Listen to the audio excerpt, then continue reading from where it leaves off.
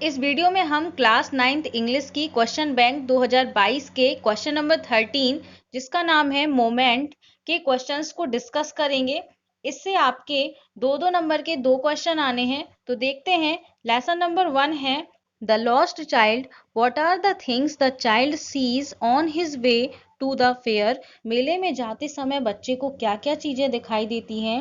On his way to the fair the child sees toys balloons garland and swing. यानी बच्चे को toys balloons garland और swing दिखाई देते हैं।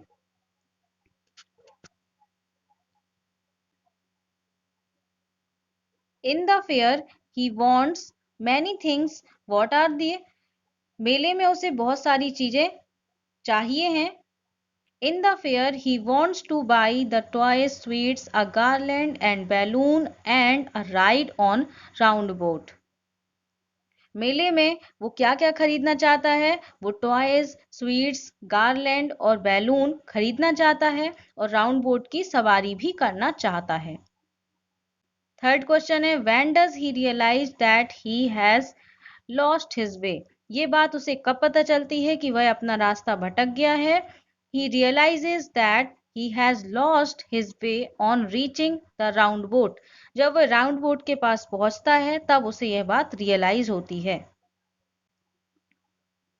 क्वेश्चन नंबर 4 है Who rescued the lost child? What did he offer to buy him? किसने उस बच्चे को, खोए हुए बच्चे को बचाया और उसने क्या क्या खरीदने के लिए उस बच्चे को ऑफर किया। The man in the shrine rescue the lost child. Shrine यहाँ पर मंदिर है। तो मंदिर में एक आदमी ने उस खोए हुए बच्चे को बचाया और उसने उसे क्या क्या खरीदने का ऑफर दिया। फ्लावर्स, बैलून्स एंड सीड्स, ये सब खरीदने का ऑफर दिया।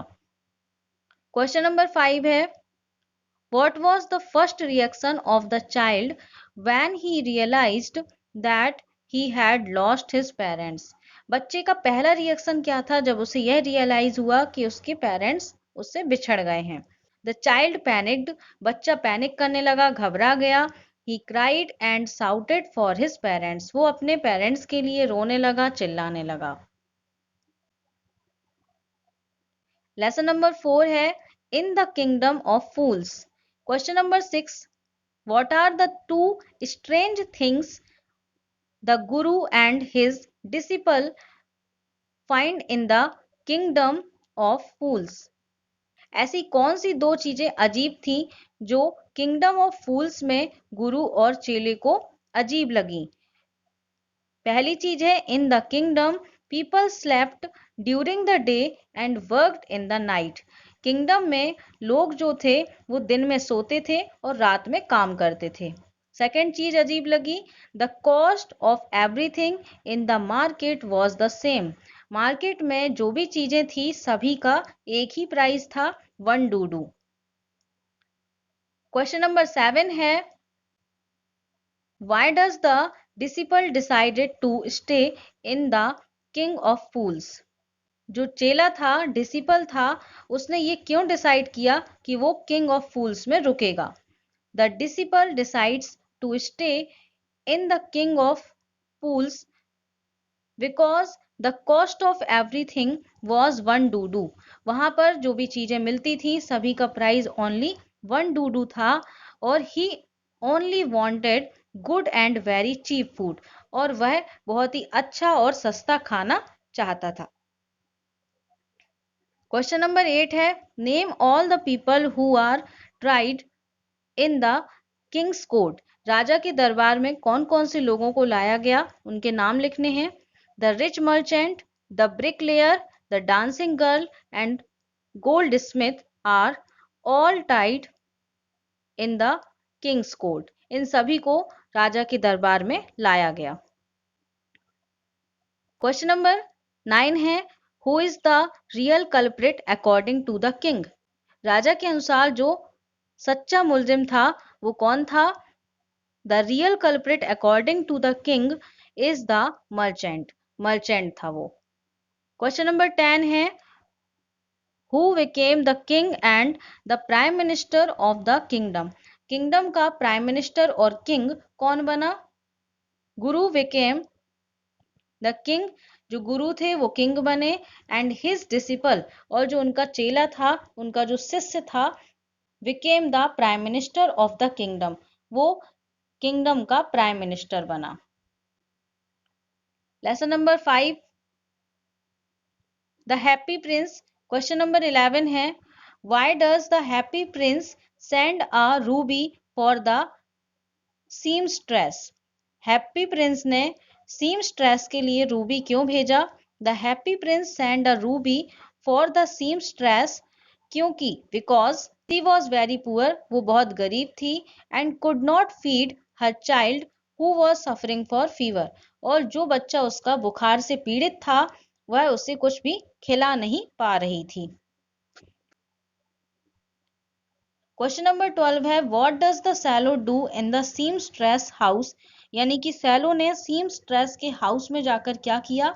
The swallow went to the seamstress house, वो उसके घर में गई, and kept the ruby on the table, और उसने टेबल पर रूबी रख दिया। क्वेश्चन नंबर 13 है, what does the swallow see when if flies over the city? Swallow ने क्या देखा जब वह सिटी के ऊपर से उड़ रही थी?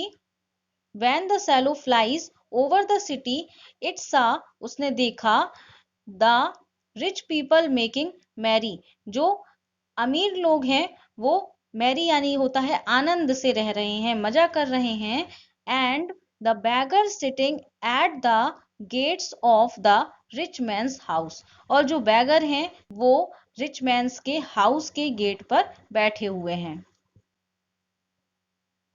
क्वेश्चन नंबर 14 है, for whom does the prince send the सैफायर्स?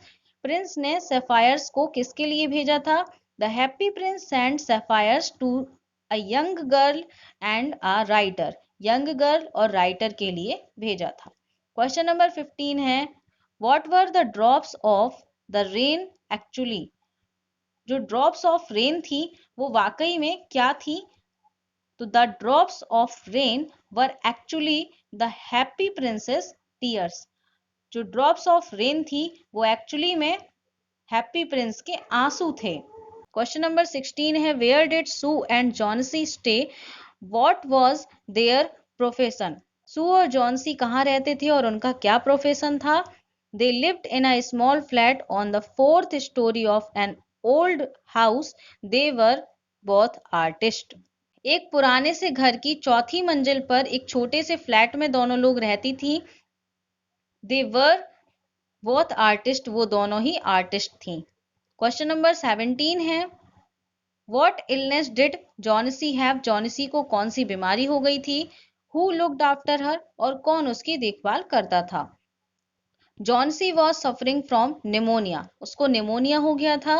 Her friend Sue looked after her, और उसकी जो फ्रेंड थी सू वो उसकी देखभाल करती थी। क्वेश्चन नंबर 18 है, why was Johnsy counting the leaves on the creeper outside her window?